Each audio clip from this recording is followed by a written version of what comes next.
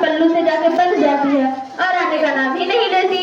अरे आपाजान, आपकी बहू इतने सारे कांड करती है, आप कुछ बोलती क्यों नहीं? देख बहन, मैं बोलते बोलते तंग आ चुकी हूँ। अब कुछ बोले तो हमारी नवाबजादी के पेशानी के बल बदलने लगते हैं, इसलिए खून के घूंट पीकर खामोश रहना पड़ता है। अरे बातों बातों में आपको तो चाय पिलाना ही भूल गई। चलो अंदर बैठ के चाय पीते हैं।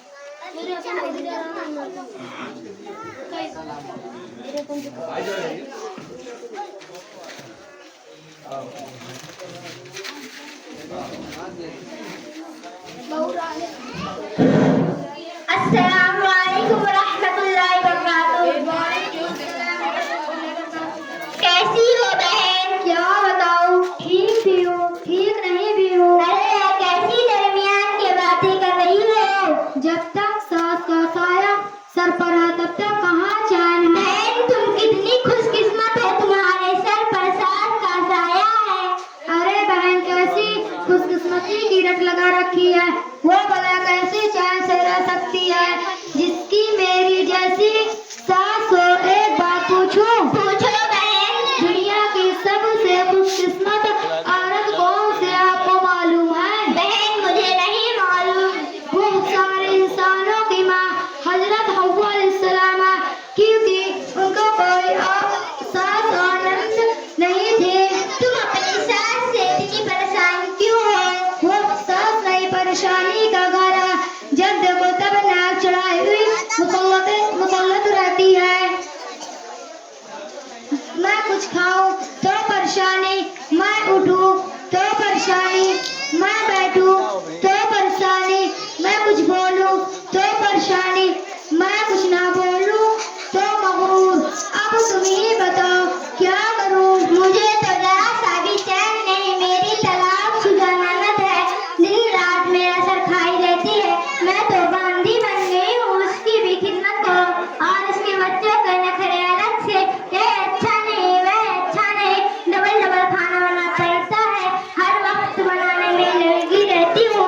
अभी मेरा खत्म नहीं है कि मरल और उसके बच्चे सारा बना बनाया खाना साफ कर चुके होते हैं। बहन ये कौन है? मुझे तो अगर मुझे खाना खाना हो तो फिर से बनाना पड़ता है, या बचा कुछ खाना मेरे हिस्से में आता है। मैं तो पूछना ही भूल गई, यह कौन है और कहाँ से आई है? ये रुकैया बहन है, ये बम्बई से आई है। ये दीन के बारे में बहुत कुछ जानती पढ़ी लिखी हुई बहन है। अरे रुकैया, अभी तुम इन लोगों के साथ ही बैठी हो? सुबह से घर में हूँ, एक बात देख रही हूँ, हमारे जवान पे एक दूसरे शिकवे शिकायत बहुत ज्यादा हो गई है, और जवान के गुनाह तो आप कसरत से करते हैं। अल्लाह ही हमें माफ फरमाया। औरतों की तो बुरी आदत हो चुकी है, जहाँ दो चार औरतें जमा हो गई, दूसरे की चुगली दूसरे की गिबत हमारे तबीयत का हिस्सा बन चुकी है। माल गुजारने के लिए दूसरों की गिबत करना शुरू कर देते हैं, इससे हमें क्या नुकसान होता है जरा सा भी अंदाजा नहीं लगाते। सुबह से मैं आप सबको देख रही हूँ, एक दूसरे की बुराई करती हो, यह सारी गुफ्तगू गिबत है। गीबत क्यों होगी? हम जो कह रहे हैं हकीकत ही कह रहे हैं, कुछ गलत तो नहीं किया ना? अरे बहनों सुनो तो सही, गीबत इसे ही कहते हैं जिसकी तुम गीबत कर रही हो, इसके पीठ पीछे बुराइयां करना। तुम ऐसा कह रही हो कि जिसमें यह ना हो तो वह भूतान है। गीबत और भूतान बहुत बड़े गुनाह है। गीबत के बारे में कुरान मजीद में अल्लाह ताला ने फरमाया, वला यग़्तब बअज़ुकुम बअज़ा अयुहिब्बु अहदुकुम अन यक़ूला लहम अख़ीही मैतन फ़क़रिहतमूहु वत्तक़ुल्लाह।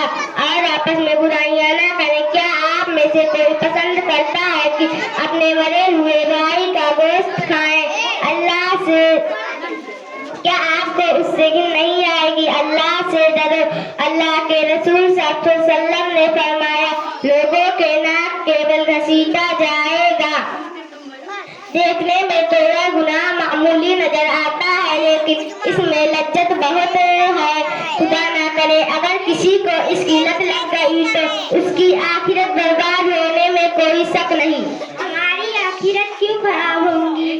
इसलिए कि अगर हम किसी के पीठ पीछे बुराइयां करें तो कयामत के दिन हमारी नेकियां उसको दे दी जाएंगी जिसकी हमने बुराइयां की थी।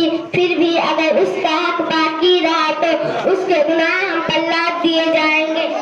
रुकैया आंटी, अल्लाह आपको जज़ाए खैर दे। आपने तो हमारी आंखें खोल दी। हमें मालूम नहीं था कि ये भी एक गुनाह है। हम वादा करते हैं आइंदा हम किसी के पीठ पीछे बुराई नहीं करेंगे। अरे मेरी प्यारी बहन, मुझको तुम्हारी गुफ्तगू सुनकर एहसास हो गया कि मैं इतनी बड़ी गलती में मुब्तला थी और इतने बड़े गुनाह को ज़ुबान का चटकारे रही थी और इसको मैं टाइम पास का जरिया समझती थी। अब से मैं वादा करती हूँ कि किसी के पीठ पीछे बुराई नहीं करूँगी और ज़ुबान के सारे गुनाह छोड़ दूँगी। सासू माँ, आप मुझे माफ कर दीजिए।